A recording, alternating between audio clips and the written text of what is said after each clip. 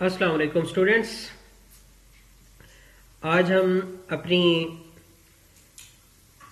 Next lecture को जो है स्टार्ट करने वाले हैं और उसमें हम पढ़ने लगे हैं आर्ट ऑफ समराइजिंग।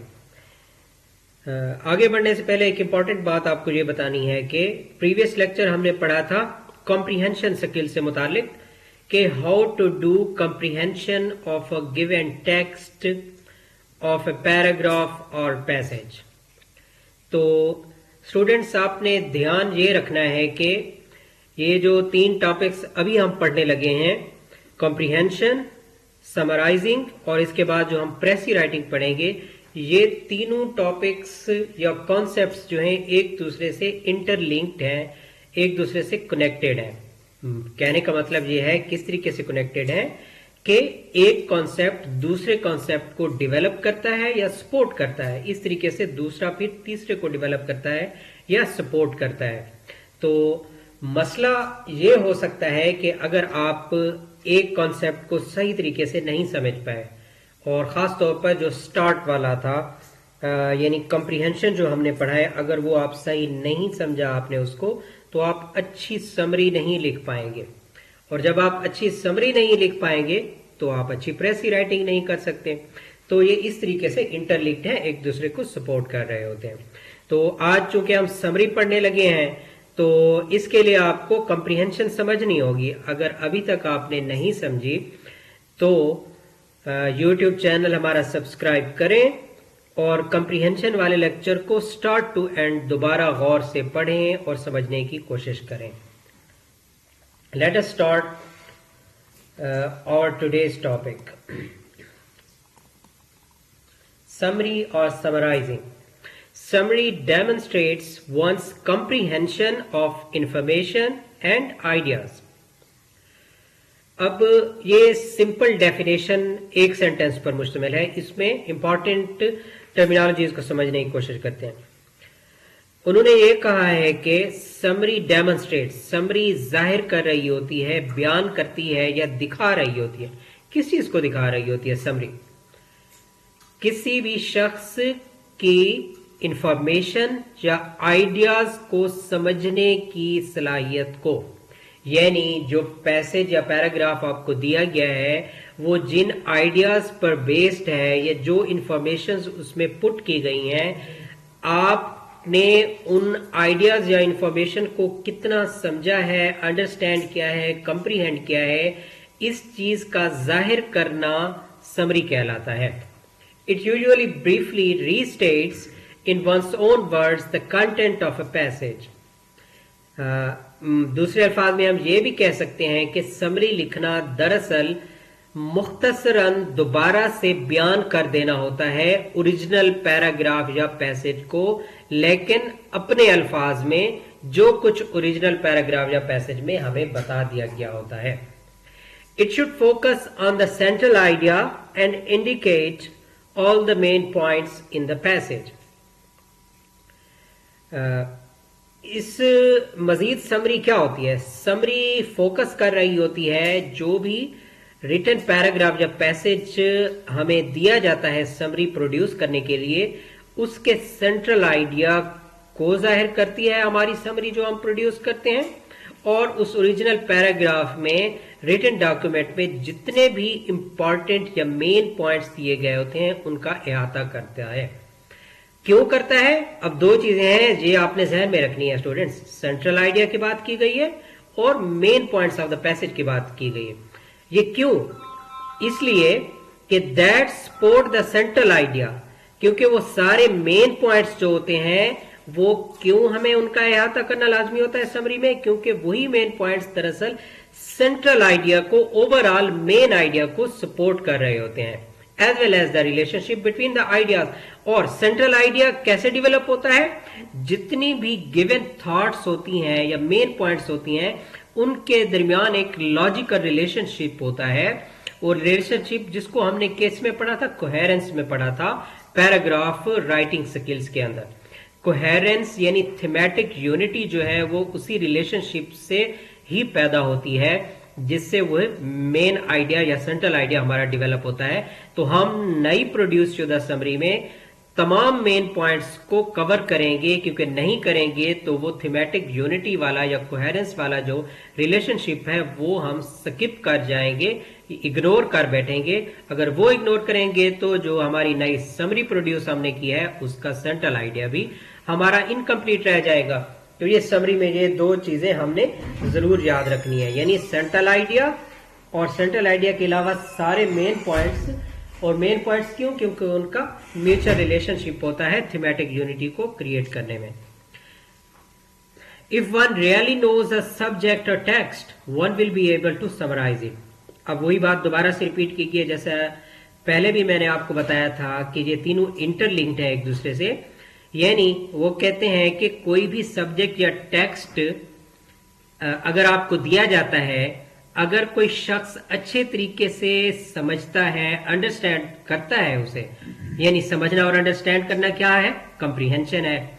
यानी जितना अच्छी उसकी एबिलिटी कंप्रीहेंशन करने की है, तभी जाकर वो इस काबिल होगा कि उस रिटन डॉक्यूमेंट को, पैराग्राफ को या पैसेज को वो समराइज कर सकता है अपने अल्फाज में आगे जाकर।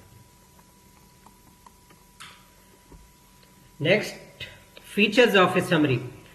समरी के क्या फीचर्स हैं, यानी इंपॉर्टेंट पॉइंट्स। अगर ये पॉइंट्स हों तो हम कहेंगे कि ये एक समरी है, वरना वो एक उसके इंपॉर्टेंट फीचर्स अगर मिस आउट हो जाए तो वो कंप्लीट नहीं होगी अपनी स्ट्रक्चर के लिहाज से, जो उसका फ्रेमवर्क है। Start summary with a clear identification of work, author, title and the main points in the present tense. सबसे पहले आपने ये ध्यान में रखना है कि जो भी समरी आप दोबारा से अपने अल्फाज में रिप्रोड्यूस करने जा रहे हैं तो उसको आपने प्रेजेंट टेंस में लिखना होता है, सारे मेन पॉइंट्स को। लेकिन साथ में जो चीजें आपको जहन में रखनी है या जिनका इहाता करना है, कवर करना है जिनको आपने, वो ये है कि जो टेक्स्ट या पैराग्राफ या पैसेज है वो किस वर्क पर बेस कर रहा है। इससे मुराद ये भी ली जा सकती है कि वो प्रोज वर्क है, पोएटिक वर्क है या इस तरह की कोई चीज है, उसका ऑथर कौन है, टाइटल ऑफ द टेक्स्ट या पैराग्राफ या पैसेज क्या है, और उसके मेन पॉइंट्स जो है वो सारे चीजें भी आपको ध्यान में रखनी है समरी लिखते वक्त। उसके बाद क्या करना है? Check with the outline and original text to make sure all important points have been covered. यानी स्टार्ट में जो आपने मेन पॉइंट्स सारे लिख दिए ओरिजिनल पैराग्राफ के, अब ये मेन पॉइंट्स पर मुश्तमिल जो आपकी आउटलाइन है, एक खाका है, फ्रेम आपने बना लिया है। अब इन मेन पॉइंट्स यानी आउटलाइन को आपने कंपेयर करना है दोबारा से ओरिजिनल टेक्स्ट वाले पैराग्राफ को पढ़कर। दोनों के कंपैरिजन से आपको क्या चीज मालूम होगी? ये जज करना आपके लिए आसान होगा कि कोई इंपॉर्टेंट पॉइंट मिस तो नहीं होगा जिसको कवर करना जरूरी था और आप उसे कवर नहीं कर पाए। नेक्स्ट, इसमें समरी में क्या चीज जहन में रखना होता है? Never put on ideas, opinions और इंटरप्रिटेशंस इनटू समरी। जो भी समरी आप लिखने जा रहे हैं, जिन चीजों से आपको अवॉइड करना है वो क्या है? आपके पर्सनल आइडियाज उसमें आप पुट नहीं कर सकते, अपनी ओपिनियन उसमें नहीं दे सकते, और अपनी एक्सप्लेनेशन या इंटरप्रिटेशन किसी भी अहम पॉइंट या टर्मिनोलॉजी या कॉन्सेप्ट या आइडियोलॉजी से मुतालिक जो भी उस ओरिजिनल पैराग्राफ में कवर की गई है आप अपनी तरफ से नहीं दे सकते। ये क्यों है ऐसा? इसकी वजह क्या है? क्योंकि समरी दरअसल रीस्टेट या रिप्रोड्यूस करना होता है उसी ओरिजिनल टेक्स्ट को अपने अल्फाज में। हमसे एक्सप्लेनेशन तो मांगी नहीं जा रही, हमारा एनालिसिस तो मांगा नहीं जा रहा कि हमने उसको एक्सप्लेन करना है क्रिटिकल वे में या अपनी ओपिनियन तो देनी नहीं, रिप्रोड्यूस करना है, यानी पहले वाली चीज को दोबारा से बयान कर देना है लेकिन अपने अल्फाज में। तो इसलिए हम एक्स्ट्रा कोई भी चीज ऐड नहीं कर सकते वहां जाकर। Write using summarising language. हमें क्या करना होता है? समरी की जो हमारा वर्ड चॉइस होगा तो उसमें हमें ऐसी लैंग्वेज इस्तेमाल करनी होगी जो कि अपीयरेंस के लिहाज से अगर उस समरी को पढ़ा जाए तो वो मालूम हो कि ये किसी ओरिजिनल टेक्स्ट या राइटिंग मटेरियल की, रिटन मटेरियल की समरी लिखी गई है। उन अल्फाज से भी पता चल रहा हो खास खास अल्फाज कौन से इस्तेमाल करने होते हैं। Remind the reader that it is a summary by using such phrases. यानी पढ़ने वाला कारी जो है वो समझ जाए कि ये एक समरी है। वो कैसे हो सकता है?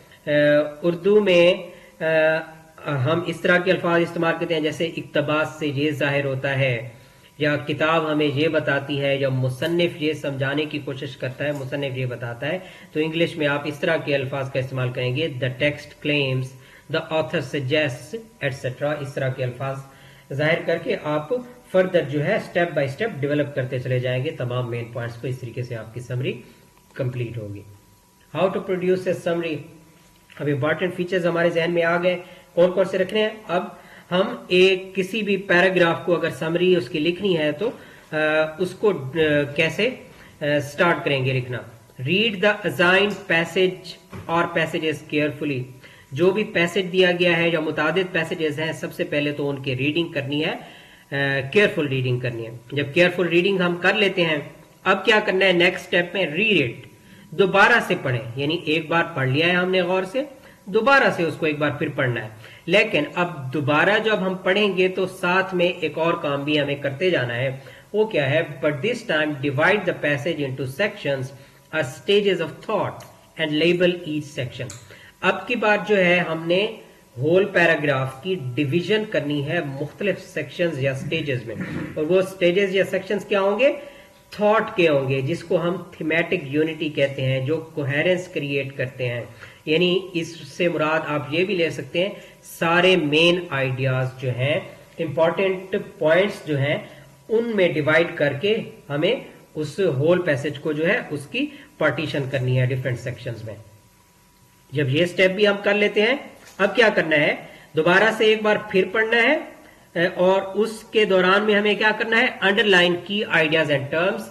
जो जो इंपॉर्टेंट आइडियाज हैं उनको अंडरलाइन करना है, और जो इंपॉर्टेंट टर्मिनोलॉजीज उसमें दी गई हैं और हम ये समझते हैं कि इनको स्किप या इग्नोर हम नहीं कर सकते, तो उनको अंडरलाइन कर देना है। Right 1 sentence summaries on a separate sheet of paper, 1 for each section और स्टेजेस ऑफ थॉट। जो हमने सेक्शन या स्टेजेस ऑफ थॉट यानी मेन पॉइंट्स क्रिएट किए थे, हर एक हिस्से को अब 1 लाइनर या 1 सेंटेंस समरी उसकी तैयार करेंगे step by step, start to end में जाकर। अब ये स्टेप भी हमारा हो गया। नेक्स्ट क्या करना है, right A 1 sentence summary of the entire passage. अब मुकम्मल पैसेज जो हमें दिया गया है उसकी एक सेंटेंस पर मुश्तमिल मुकम्मल समरी लिख देनी है। यानी हर स्टेप की जो स्टेजेस या सेक्शंस ऑफ थॉट हमने बनाए थे, 1 सेंटेंस समरी ऑलरेडी हम उसकी लिख चुके हैं, तो इन सबको एडअप करेंगे तो वो पूरे पैसेज की 1 सेंटेंस समरी हमारी डेवलप हो जाएगी। अब क्या करने जा रहे हैं हम, here right the central idea of the passage as determined from the step above. अब ऊपर वाले सेंटेंस यानी इससे पीछे जो हम पढ़ कर आए थे, उससे जो हमारा सेंट्रल आइडिया हमें क्लू मिला था, हम उसको सीख पाए थे, अब उसको भी साथ में यहां इस स्टेज पर आकर हमने लिख देना है। Right the first draft of the summary. अब जो है हम होल समरी का पहला ड्राफ्ट तैयार करने जा रहे हैं। ये फाइनल ड्राफ्ट नहीं है या फेयर ड्राफ्ट नहीं है, फर्स्ट ड्राफ्ट ऑफ समरी है। लेकिन ये किस तरीके से हमारा प्रोड्यूस होगा, 2 स्टेप्स को कंबाइन करने से, स्टेप 4 और स्टेप 3 को। स्टेप 4 हमें क्या देगा, टॉपिक सेंटेंस या थीम देगा, यानी सेंट्रल आइडिया देगा हमें, टॉपिक उससे हमें मिलेगा। और स्टेप 3 जो है जिसमें हमने क्या कहा था, हर सेक्शन या स्टेज ऑफ थॉट को 1 सेंटेंस समरी में हम लिखना है, तो वो सारे मेन पॉइंट्स पर चूंकि मुश्तमिल होगा, तो इस तरीके से हमारा फर्स्ट ड्राफ्ट तैयार होगा जिसमें हमारा सेंट्रल आइडिया भी कवर हो जाएगा और सारे इंपॉर्टेंट पॉइंट्स भी हमारे कवर हो जाएंगे। यानी स्टेप 3 और स्टेप 4 को अगर हम फॉलो करेंगे तो फर्स्ट ड्राफ्ट हमारा यहां तैयार हो जाता है। अब इसके साथ ही हमने क्या करना है, एलिमिनेट एनी रेपिटेशन। अगर मेन आइडियाज में या हर आइडिया में जो 1 सेंटेंस समरी हमने लिखी थी उसमें कोई रेपिटेशन ऑफ थॉट्स, आइडियाज या वर्ड्स है तो उसको भी हम एलिमिनेट कर देंगे, खत्म कर देंगे।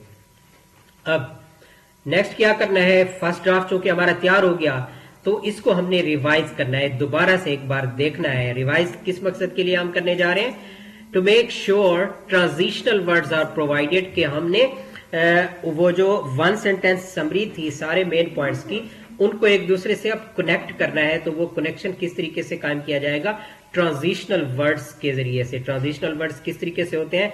हम आर्ट ऑफ पैराग्राफ राइटिंग में जब हम कोहेरेंस पढ़ रहे थे और कोहेसिव डिवाइसेस पढ़ रहे थे तो वहां ट्रांजिशनल वर्ड्स आपको डिटेल से पढ़ाए थे। तो वो इस तरह के अल्फाज होते हैं जो एक थॉट को दूसरी थॉट तक फ्लो करने में या आगे बढ़ाने में मदद देते हैं, कनेक्ट करके। Therefore, however, furthermore and so on, इस तरह की जो वर्ड्स हैं इनको ट्रांजिशनल वर्ड्स कहते हैं। Avoid series of short choppy sentences. उसके बाद ये है कि शॉर्ट और चॉपी सेंटेंसेस से हमें अवॉइड करना है। अब शॉर्ट का मतलब तो आपको पता है, लिमिटेड वर्ड चॉइस पर जो मुश्तमिल हो। चॉपी सेंटेंसेस से मुराद क्या होता है? चॉपी सेंटेंसेस का मतलब यह है कि हमारा सेंटेंस इतना शॉर्ट भी ना हो जाए कि इंपॉर्टेंट कॉन्सेप्ट जो है या जो हम प्रोवाइड करना चाह रहे हैं उसको ही कन्वे ना कर पाए। इस तरह के सेंटेंसेस से भी हमें अवॉइड करना है। जब ये भी सारी चीजें हम रिवाइज में कर लेते हैं तो अब क्या करना है? Check for grammar and punctuation. अब जो हमारा ड्राफ्ट तैयार होगा रिवीजन के बाद उसमें एक बार फिर देख लेना है कि कोई ग्रामेटिकल मिस्टेक्स तो हमारी नहीं रह गई। जिस तरह हमने कहा था कि प्रेजेंट टेंस में हमने लिखना है तो ये चीज भी हम चेक कर लेंगे इस स्टेज पर आकर। और पंक्चुएशन मार्क्स जो है वो सारे भी, फुल स्टॉप कहाँ लगाना है, कॉमा कहाँ लगाना है, अगर कोई कोटेशन दोबारा से ऐड की है तो इन्वर्टेड कॉमास में वो है या नहीं है, क्वेश्चन मार्क अगर कहीं आ रहा है या कैपिटलाइजेशन वगैरह जो है, यानी पंक्चुएशन के सारे रूल्स और उनको अगर कहीं अप्लाई करना था तो उनको दोबारा से हम चेक कर लेंगे। तो इस तरीके से ये सारे स्टेप्स हम समरी लिखने में जो है अप्लाई करते हैं, तभी जाकर हमारी एक समरी मुकम्मल होती है। स्टूडेंट्स, ये यहाँ तक हमारा आज का टॉपिक या लेक्चर जो है वो कंप्लीट हो जाता है। एक बार फिर से आपको ये बात याद करवाता चलूं कि ये तीनों टॉपिक्स कॉम्प्रिहेंशन, समरी और प्रेसी राइटिंग जो है एक दूसरे से इंटरलिंक्ड है, एक दूसरे को तमाम कंसेप्ट जो है सपोर्ट करते हैं, डेवलप करते हैं। जिस तरह सीडी का एक जो सेक्शन होता है वो आपको बेस फ्राहम करता है, आप फर्दर स्टेप तक चले जाएं, और दूसरा स्टेप आपको मजीद सपोर्ट करता है या रास्ता दिखाता है कि आप उससे आगे वाले स्टेप तक चले जाएं ताकि मुकम्मल असल मंजिल तक, गोल तक आप पहुंच जाए। तो इन सारे कंसेप्ट्स को आपने बार बार पढ़ना है। मजीद भी अगर आपकी कोई एम्बिग्विटी हो, कोई प्रॉब्लम्स हो, कोई कॉन्सेप्ट समझ नहीं आ रहा तो आप अपनी क्यूरीज जो है कमेंट सेक्शन में ड्रॉप कर सकते हैं, मैं आपको क्लियर करवा दूंगा। अगले लेक्चर का इंतजार कीजिएगा। अल्लाह हाफिज।